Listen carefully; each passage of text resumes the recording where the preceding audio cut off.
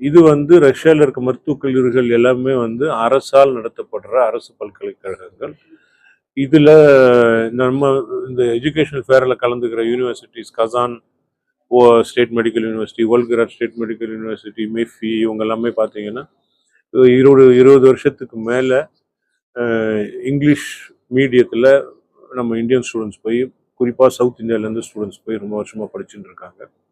இவங்க நம்ம என்எம்சியோடைய national medical கவுன்சிலினுடைய latest நார்ம்ஸை including அந்த இங்கிலீஷ் மீடியத்தில் எல்லா கோர்ஸுமே நடத்தணும், படித்து முடிச்சுட்டு அங்கே லைசன்சிங் டாக்டராக பழகிறதுக்கு அங்கே லைசன்சிங் வாங்கிட்டு தான் திரும்ப வரணும். இது எல்லாமே கடைபிடிக்கிற பல்கலைக்கழகங்கள். இதுக்கு கூடுதலாக எங்கள் சைடில் இருந்து இந்த மாணவர்கள் திரும்பி வந்ததுக்கப்புறம் ஸ்க்ரீனிங் டெஸ்டினுடைய பாஸ் பர்சன்டேஜை இன்க்ரீஸ் பண்ணுறதுக்கு 2 விதமாக அவங்களுக்கு கோச்சிங் தரும். ஒன்று வந்து இங்கேருந்து ப்ரொஃபஸர்ஸை அங்கே அனுப்பி அவங்களுக்கு வருஷத்தில் 2 முறை பயிற்சி அளிக்கிறோம். ஜூலை ஆகஸ்ட் அவங்களோட லீவ் டைமில் ஆன்லைனில் 8 வீக்ஸ் அதுக்கு உண்டான பயிற்சியும் அளிக்கிறோம்.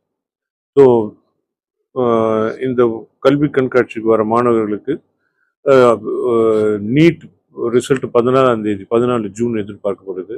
அதனால் நீட் மார்க் வந்த மாணவர்கள் அவங்களுக்கு நிச்சயமாக அவங்க என்ன மார்க் எடுத்திருக்காங்க, அவங்களுக்கு இந்தியாவில் மெடிக்கல் சீட் கிடைக்கிறதுக்கு என்ன வாய்ப்புன்றது நாளையிலிருந்து தெளிவாக தெரிஞ்சிடும். அப்படி தெரிஞ்சதுக்கப்புறம் அந்த மாணவர்களுக்கு தேவைப்பட்டால் ரஷ்யா ஒரு நல்ல வாய்ப்பாக இந்த கல்வி கண்காட்சி அமையும்.